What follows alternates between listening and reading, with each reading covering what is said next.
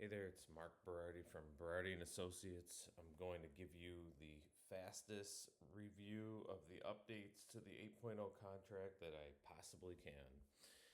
All right, so digging right into it, you're going to notice there's no more condo section here. What you're going to pick is single family attached. You don't have to put multi-unit because it's not multi-unit.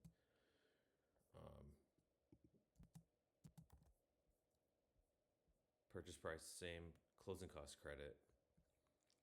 You have to put an actual dollar amount on here or a percentage. That's no different than before.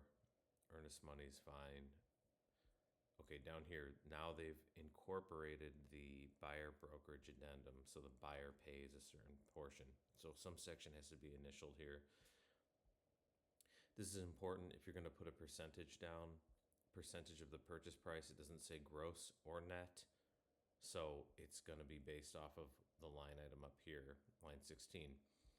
So we can either do a percentage or we do a dollar amount. So if during negotiations we need to modify this to add a closing cost credit because the buyer has a repair issue, then it's dependent on what the listing agreement says, right?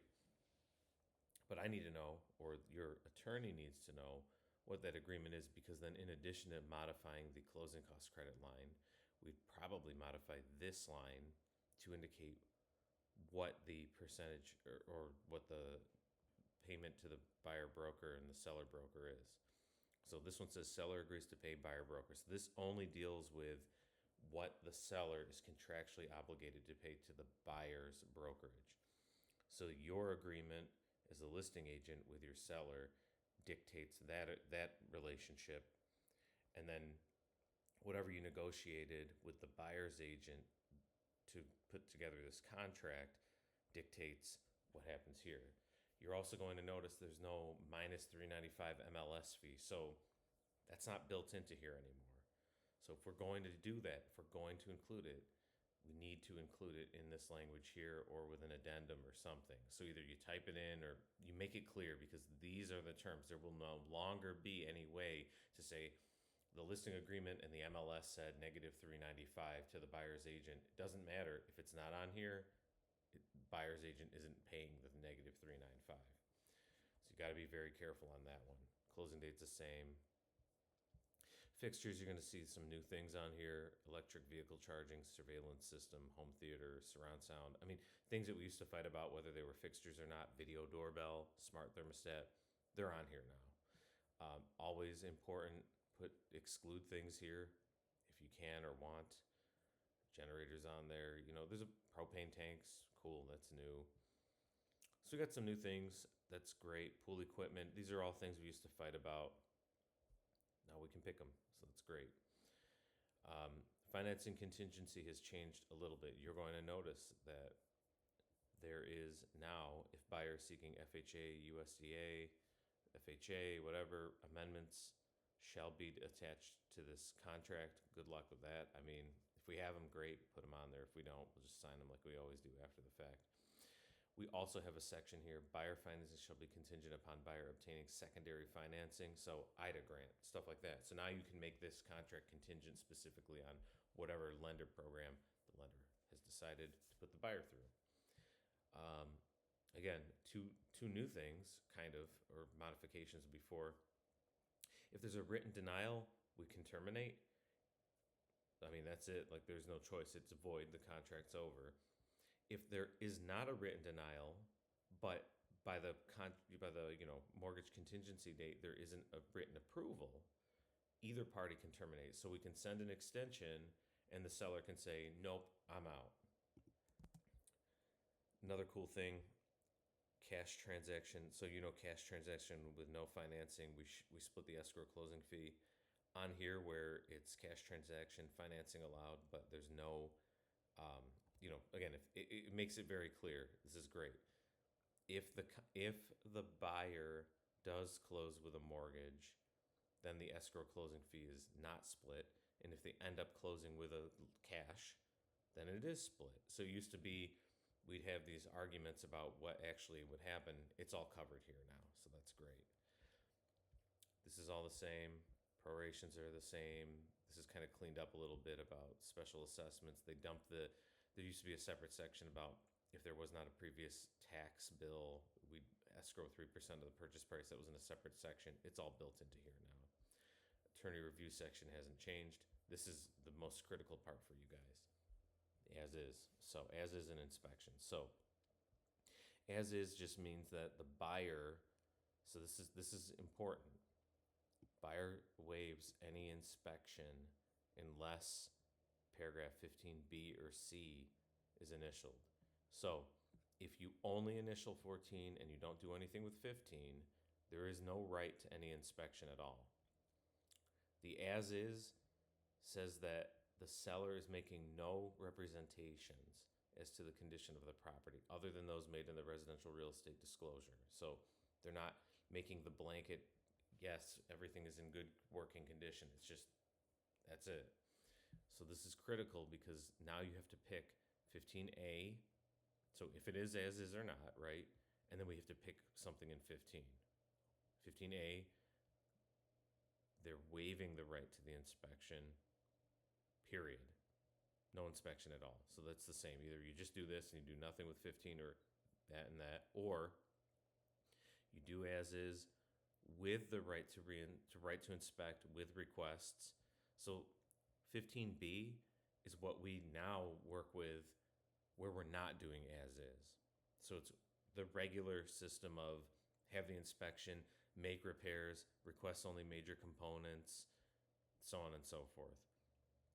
A request by buyer for credits or repairs in violation of this term shall allow seller to declare this contract terminated and direct the return of buyer's earnest money. This part's a little unclear. Who are we directing it to?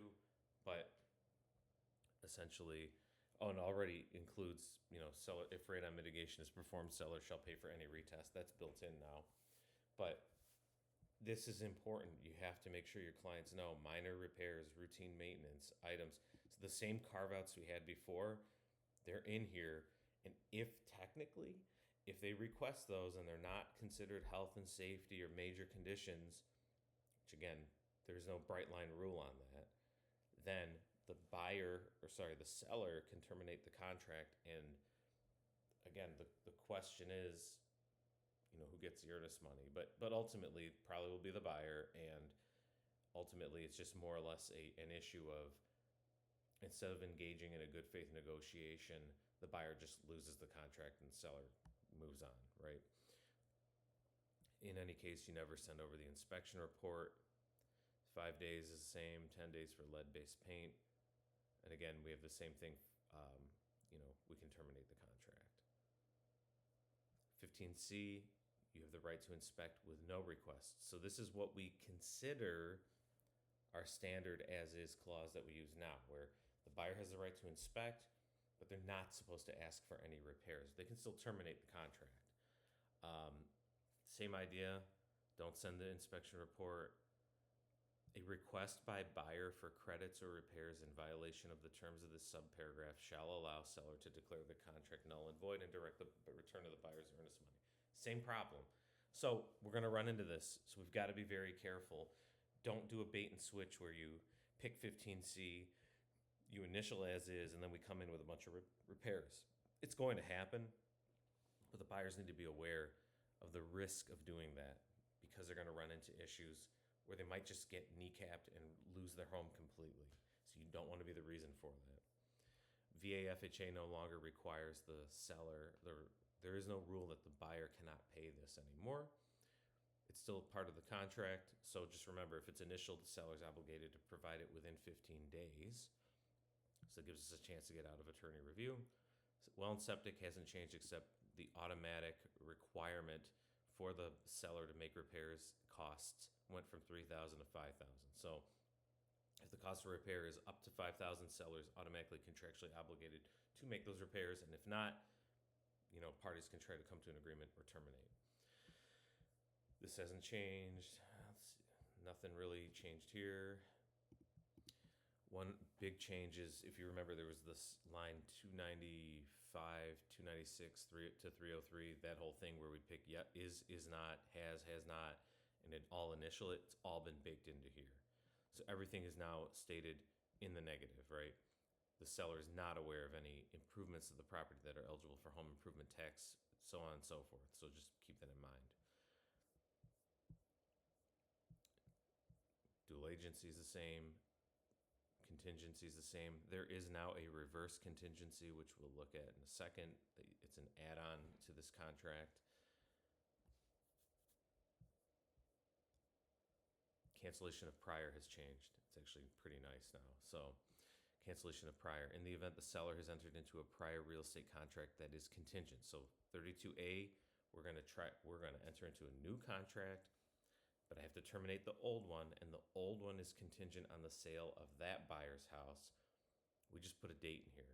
Seller's notice to purchaser, the new purchaser,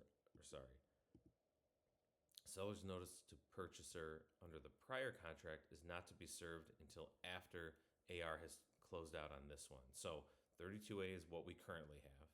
32B is different. In the event the seller has entered into a prior contract that's not contingent upon the sale of the old buyer's real estate, this contract is subject to the written cancellation. We still put a date, except for the requirement of earnest money. So the new buyer here has to put down earnest money.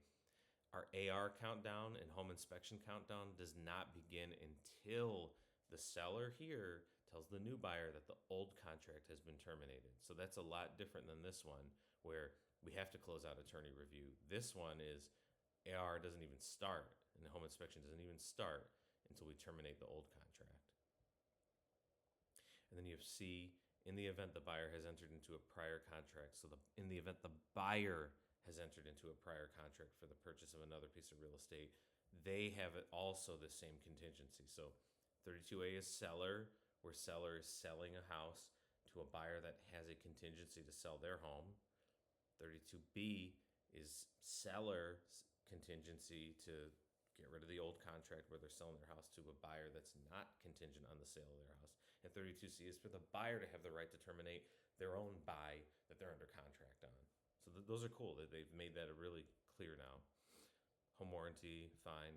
Alternative energy, this is always something we used to fight about. Now we enter solar panels or Tesla battery, whatever you got, we put it in here, and we have to represent whether it's owned or if it's a lease or if it's rented.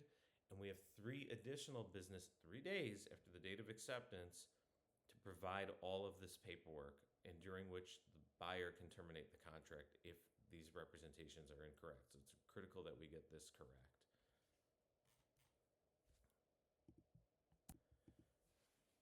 Possession after closing, basically the same. If left blank, it's 2%.